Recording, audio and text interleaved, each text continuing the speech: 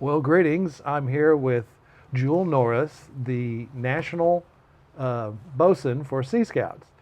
Basically, she's the youth Yeah. in charge of all of us. So, Jewell, we're here to do an interview to talk about your experiences, hopes, desires, what you want to do with Sea Scouts, because it's your baby. So, um, let's start off. How did you find out and how did you get into Sea Scouts?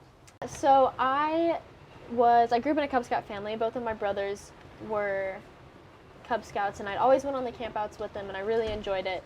And obviously, I couldn't be in the BSA yet, so I joined a Girl Scout troop around when I was going into high school. My troop folded, and so I decided to look for a venture crew or a Sea Scout ship, and I found some friends in a Sea Scout ship, so that's where I ended up. Awesome. That's where we first met. We were in the same ship. So, yeah, my son started off in Boy Scouts, came into Sea Scouts, and I just stayed after he got his Eagle. So that was fortuitous, I guess. Yeah. So let's talk about, let's go with a funny story. What's a funny story that happened with you when you were in Sea Scouts and something that you may not have thought was funny at the time, but it's funny now? So one of my first sails, I was at helm, and it was probably only my first or second time ever actually driving the boat. And skipper told me to tack, and I didn't quite remember the difference between tacking and jiving. So instead of tacking, I jived, and our buddy boat at the time was right beside us. And so instead of tacking away from them, I jived almost into them, and we ended up going right side by side. Luckily, the skipper on the other boat saw it coming and got out of the way, so no damage was done. But Well, but I think I was there too. I think we were going to eat, so you easily could have passed food across the way you had perfectly I was got that lining in it place. up. There we go. There we go. So, some other things about Sea Scouts, like you were in a group, weren't you? The Mariners Club. Yes.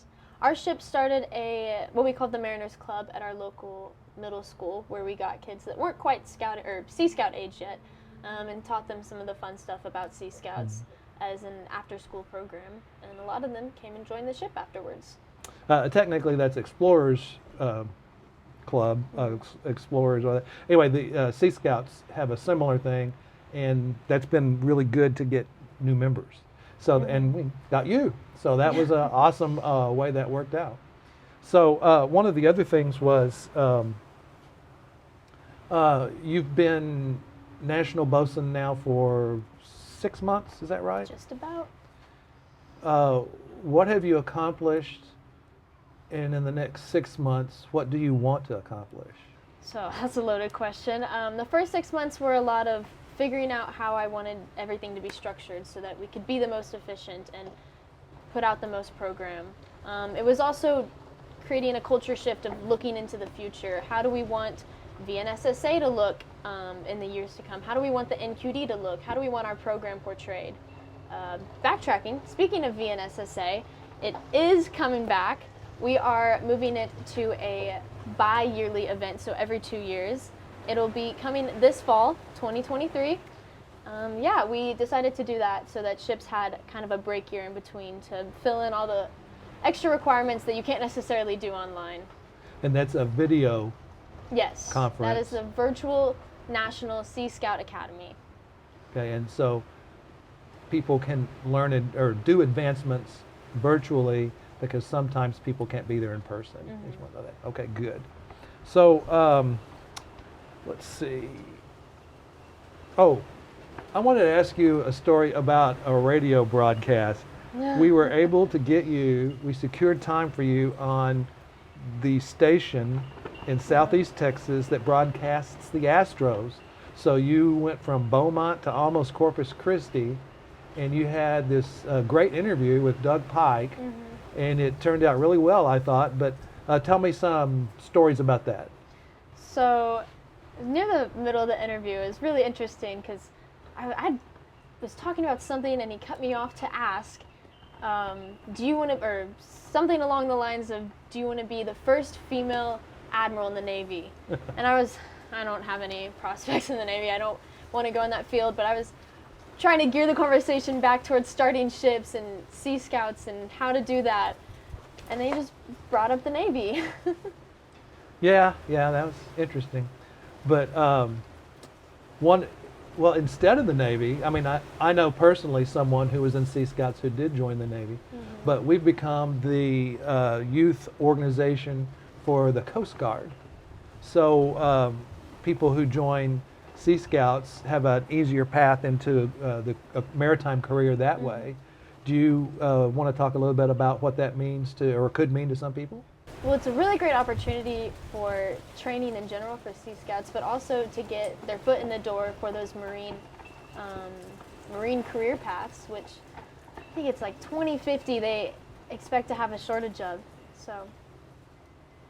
Well, we talked about your first 6 months. What do you hope to do for the next 6 months? So for the next 6 months, one of my big goals is getting youth on the National Sea Scout Committee in the different subcommittees, and that's for our subcommittees in training, program support, and communications. And what that looks like is youth running the social media, running our TikTok page, creating content out there. For program, it's events, different things like that. Training is helping to write new trainings, helping to edit trainings, ILSS, different things like that. Okay, awesome. Getting people to join. How do in Sea Scouts? You know, a lot of people don't know about it. So how do you tell someone? How do you get them? You know, you say, hey, come stick your toe in the water with us. You know, or is it the secret leadership development that people get? You know, settling conflict resolution, doing work with people you don't know. You know, all the the things that aren't sailing, camping, first aid, and all that, the leadership values that we teach. So what do you do? How do you make Sea Scouts a fun thing for someone to think, well, maybe I should try that? Usually it's just through building friendships with people, whether it's people outside of BSA in general or just people outside of Sea Scouts that I meet at different OA and council events. Build a friendship with them, and I'm like, hey, Sea Scouts is pretty cool, and you should come check it out. Cool, I like that. So I think, have you found that since you're a national officer, that instead of someone saying hi to you, they just want to stop you and talk to you about 15 or 30 minutes? Is that something that you've experienced? With adults, yes. Huh. So do you think that gives you a what's a good word? A foothold, so that you can actually affect change, is the way I see it.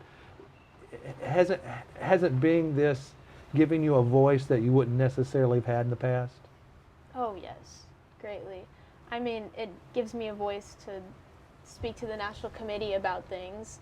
It gives me a voice to talk to Sea Scouts and see what are things that they want to change, things that they want to see in the program, and bring that back.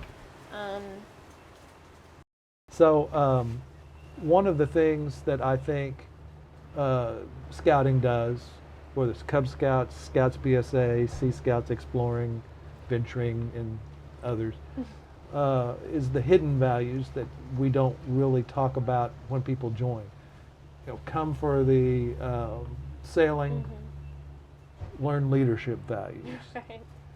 How has that helped you? How has that helped your friends? What have you seen that accomplish, even though we don't really talk about it until we hook them? Right.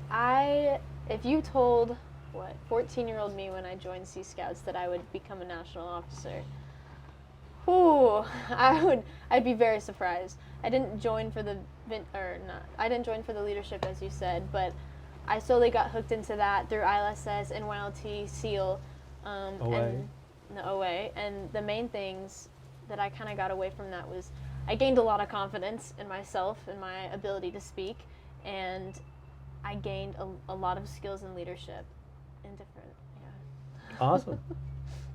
Good. Woo.